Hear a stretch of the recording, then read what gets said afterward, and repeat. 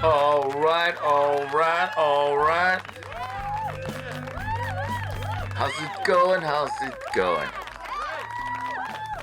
Thank you for showing up for the next module. This is module 3. And here we're going to enter into the world of tonal impressionism and tonal painting. And so let me get all set up here because we're going to do some mixing today. That's right, so I'll get all of my paints ready for you. And then we can begin. What do you say? All right, all right. Yes, indeedy. All right, there we go. So,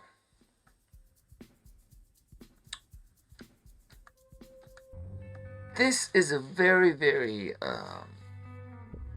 time-honored tradition.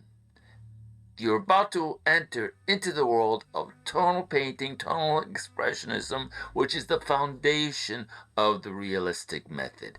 And you know the guys, Da Vinci, Caravaggio, Velázquez, Vermeer, Rembrandt, they were all students of this method.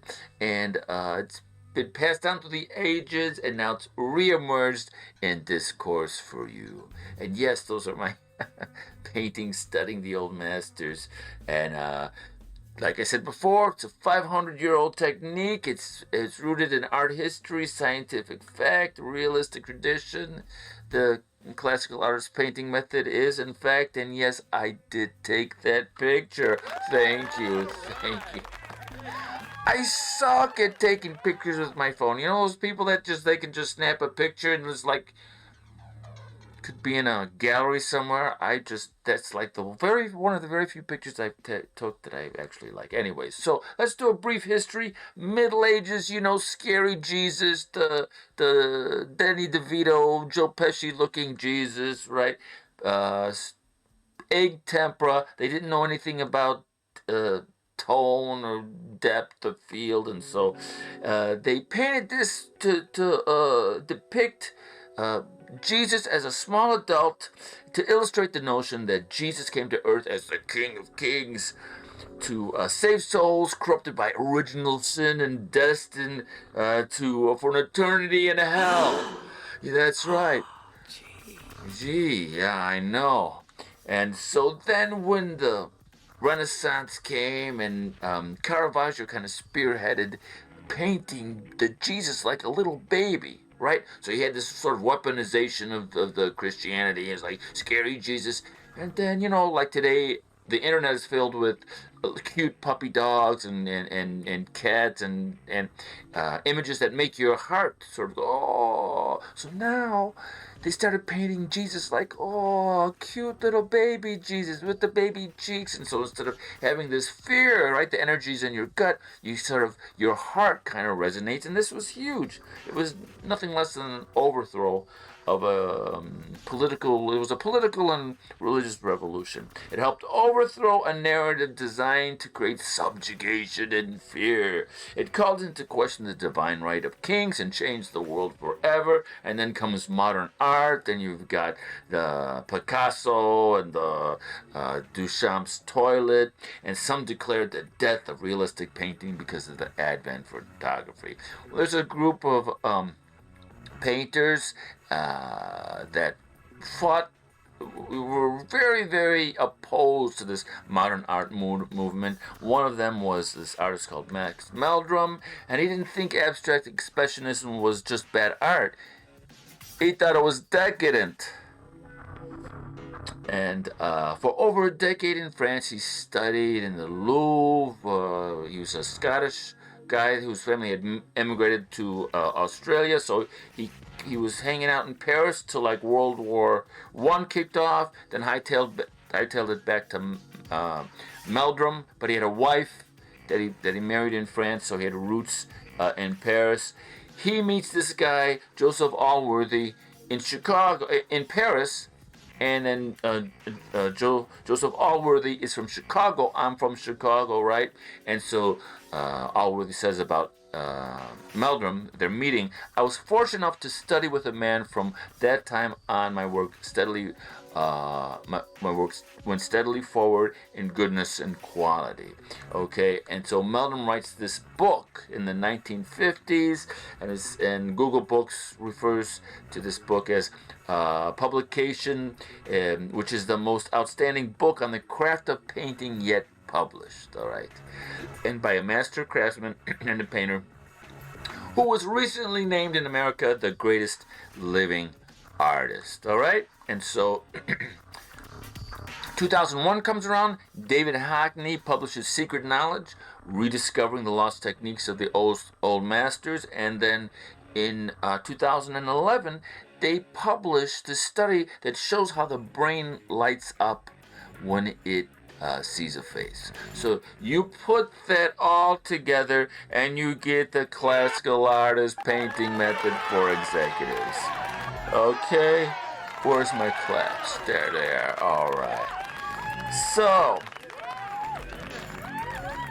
I combine all this together and create a method that kind of goes back into the past and then creates, takes a hold of things in the present and looks towards the future. All right. So the orgy of color that artists lather themselves with today is relatively a new phenomenon. All right. The science and industry needed to produce an endless array of vibrant colors only started to emerge like in the second half of the 17th century, like the mid 1850s. For most of history, the old masters, including Rembrandt, had to grind their pigments by hand. Using insects, berries, stone, and chalk, with the case of the smallpox. Thank you. I know, I'm a comedian. So, painting is the grandchild of nature, and it's related to God. Was a quote from Rembrandt, but we could also say painting is the grandchild of nature and related to science, which is almost like the same thing. And so the ugly truth is, as mentioned before, the human eye sees 120 million rods and only 5 million tones to see color. That's like a 96% to 4% difference, And so the ugly truth is, when it comes to painting a 3D image on a 2D surface, color is totally irrelevant. That's right, totally irrelevant. Okay, yes. Just to make the point, you could take any color on this color wheel, right? And it's in French. So, rouge orange, rouge violet, blue violet, blue vert. Blue vert. You can take any image. That was all out of focus, I think. You can take any image like fuchsia. Let's take fuchsia, right? And so we can break that image down to its tonal components, make a tonal scale, and in doing so, we could produce an image, right, that the eye will not recognize, as long as we put the right tone in the right place. We were gonna say, oh, that's the Mona Lisa. That's Marilyn Monroe. Okay, I understand, because it's an expression of tone. So color alone does not have the power or function or versatility to affect the eye the way the brain does. I know this world is everybody is so focused on color. But this is the science of the whole thing. All right. Okay. So, by every color, imagine you see these artists and they just are like filled with tubes and tubes of paint. All right. I've been there. I heard it all before, but guess what? All right. I saw a piece of plywood there. I saw this photo, this yellowed photo with a bunch of creases that came from an album, right, of Jimi Hendrix. I was like, man, I'd love to paint that. Saw this piece of plywood. I was like, this is the ginger. I could see Jimi Hendrix right there. It took me like 10 hours to complete. It was like, brrr. You know, and then I see another piece of plywood, and then you know, we're just with the tonal scale, boom, boom, boom. Then I see another piece of plywood. I was like, oh, I'm gonna do Robert Plant. Would that be cool? Took me 500% more, and I'm still, I still haven't stated the mic cable. You know, so you see what I'm saying? I mean, look at all of that mixing you got to do. So and you're not gaining anything in terms of a 3D representation. You could be mixing all colors all day long. It's not going to add to the modeling function of a 3D image on a 2D surface. That's my point. All right. And so, you know, if we look at the greatest painters of all time, they had a very limited palette as well. All I see is earth tones. What? Look. Zorn, my man Zorn. Jacques-Louis David, a little bit of red, but that's about it. All right? So we're just going to be using either black and white or sepia tone. For sepia tone, it's like a little burnt umber with yellow ochre. And then for black and white, just titanium white and ivory black, just 2 color scales. That's all we'll be working for this specific course. It's just going to, for Marilyn, she's just all black and white, baby. She's just all black and white. Yeah. So we are going to put together a pentatonic scale, and this scale is incredibly powerful, and that some people break it down to 10 different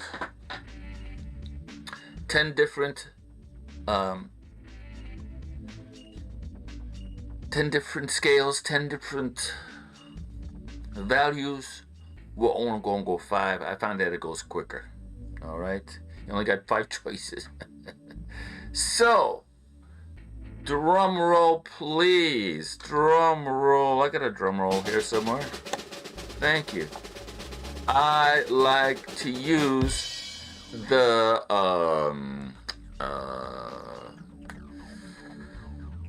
my trusty drywall knife. Okay, and so basically, it could be a plate, it could be another palette, right? You mix on one surface. This is cooking paper, right? You mix on one surface, and then you put it on another surface. And this way, you are just incredibly organized and incredibly clean. And so what we're going to do is we're going to take some titanium white right here, and we're going to go like a bit like that. And we're going to put the titanium white right up here. And thank you very much. Thank you, I know. And then I like to keep, everything clean. So I like to take my paper towels, doing all of these things here, checking the screen, making sure everything is cool. And then now we're going to take some, I got this as a promotion, this black, and it's the worst color in the world, so we're going to use it plus a little bit of this.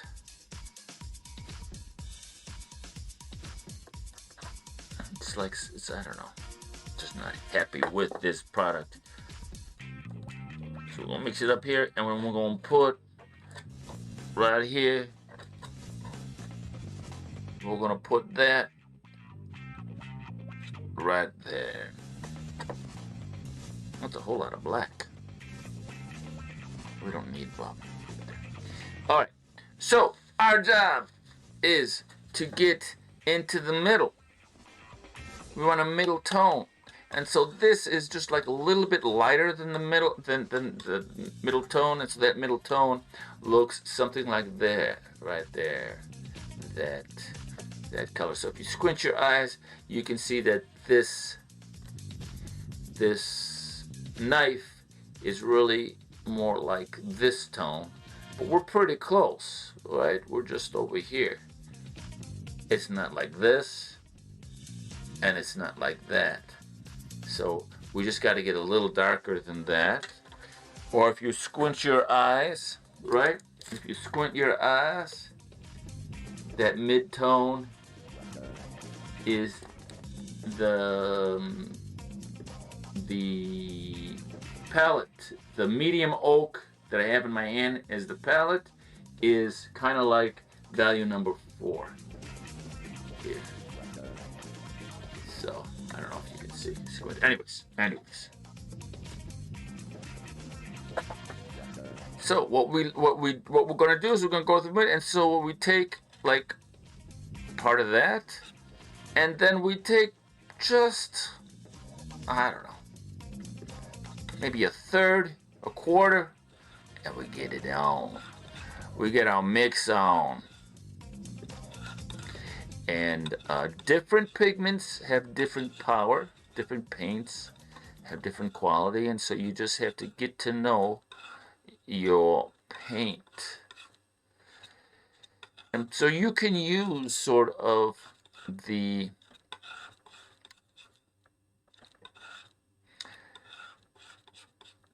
PDF file or the PowerPoint as a, you can take this up and you can go and you look and say, oh, I gotta go a little bit darker.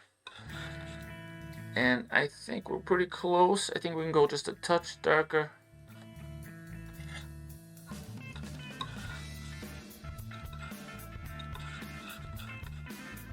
All right.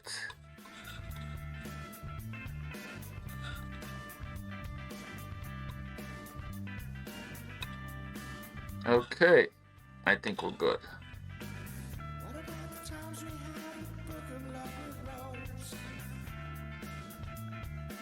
That's pretty sweet. Pretty close. All right. So now we just take that and we go blink. And if it's not totally mixed perfectly, that's just fine. So now we want to step down, and I actually put a little bit too much, right? And so now we want to step down to another level. We want to go from medium to medium dark. So we just take just a touch, and we go in there, and we just a touch, dark into light, dark into light. And so maybe another third. Okay, looking good, baby. Looking good. All right, yeah. We could actually go even a little bit more.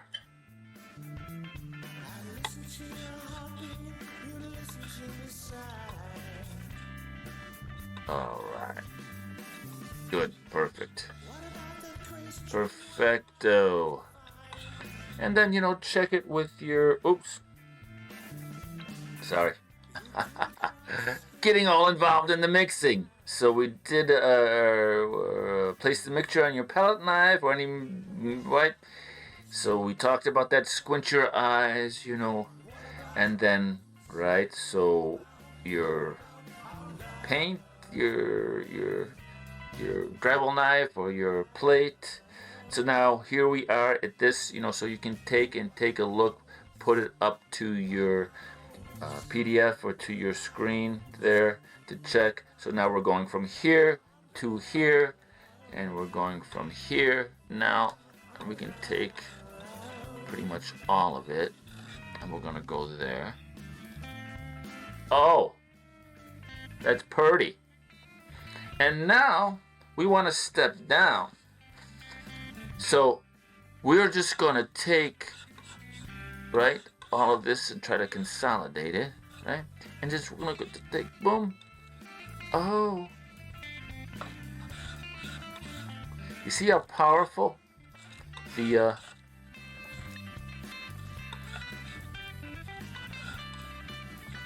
see, that was just the residue.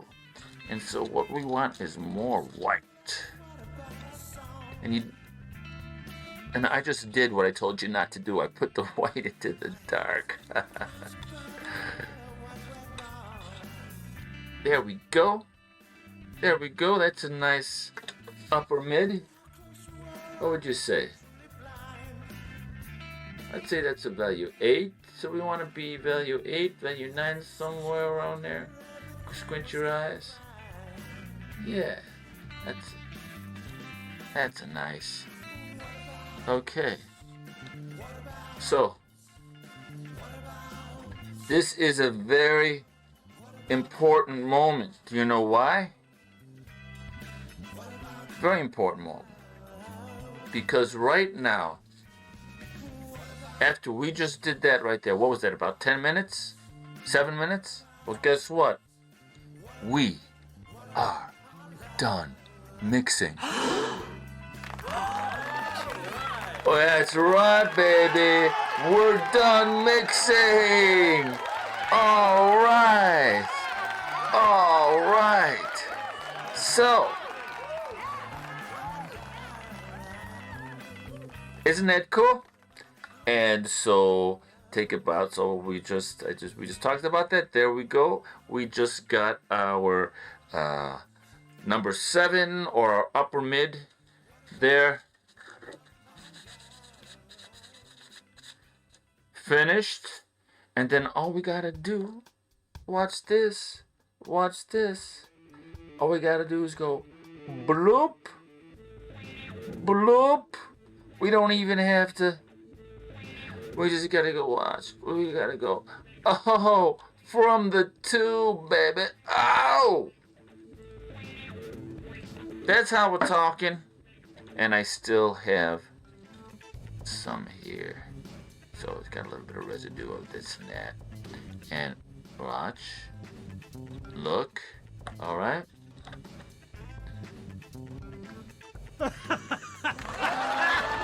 Hey, isn't it just crazy? It's just crazy. It's just... You're done. You're done. You are done mixing. Okay? Alright. So...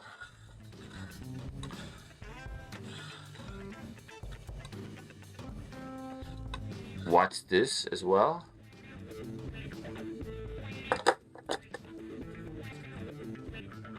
Okay. Just take another piece. Dry. Right? Just like wiping your rear end. Not to be vulgar or anything.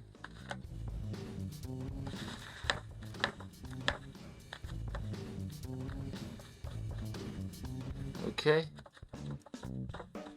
Do you see what I'm saying? Do you see what I'm saying?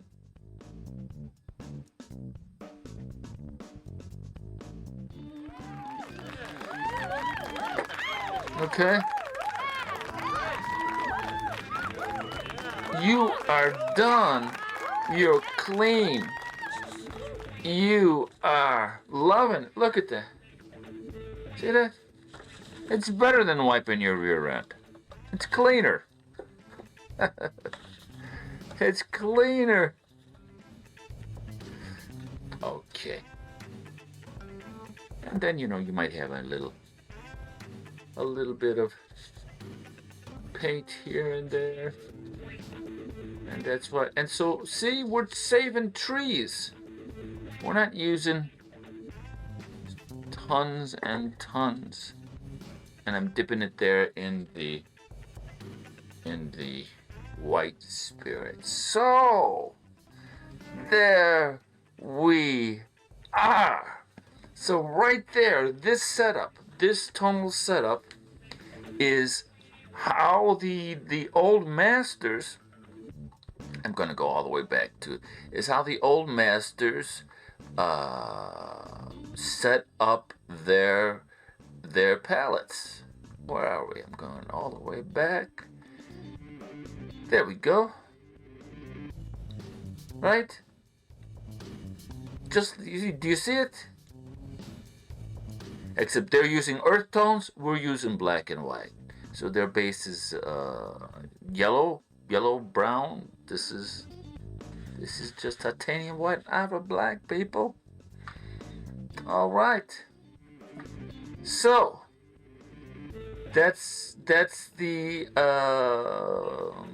basis of the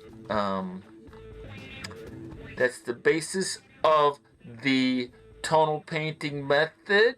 Current slide. We gotta go here. So with a tiny footprint, you can turn any corner office, guest room, or basement, you can set it right next to the washing machine, into a virtual atelier. You can be clean and neat, and you'll be able to produce museum quality paintings that will blow friends and family away, as well as yourself. So now it's time to lay down the basics, get the next and the next module is about the importance of location. When correctly implemented, this next step will drastically increase the return on your investment on the time that you've spent. All right, thank you so much. See you at the next module. All right. Take care. Au revoir.